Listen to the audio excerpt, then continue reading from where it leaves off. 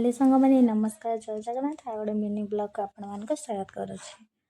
अपन तो मैंने जानते बाहर पर आमको तो खाया बनाटा कंपलसरी से आज राति बनाऊँ आम गोटे स्वादिष्ट पिठा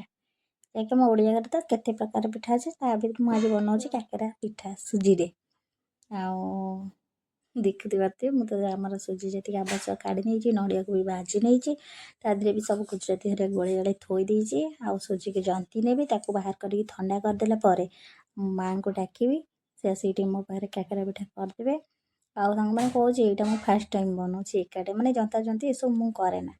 मोर अच्छा बड़ जा जड़े से कर दिखाती आ माँ देखो कि सुंदर भाव में गढ़ी दौरान मुझे गढ़े से बंका तेढ़ा जहाँ हो मुझे गोल पिठा भलसे करें जहाँ भी जमती हो मुझे आज अल्प लोक आम तो अच्छे 3 जन जमा आम 3 जन अच्छे से माँ गढ़ी दौरान आगे भूल भाल मुझे कौन ना नड़िया टे अधिक जंती देती से अठाड़िया हो जाता माँ से कहते मुझे हाँ जहाँ होता भितर मुझे काकेरा पिठा आनी छाणी देती मैंने आप मो वीडियो भल लगे लाइक सब्सक्राइब करदे सांग मैंने रहुचे जय जगन्नाथ।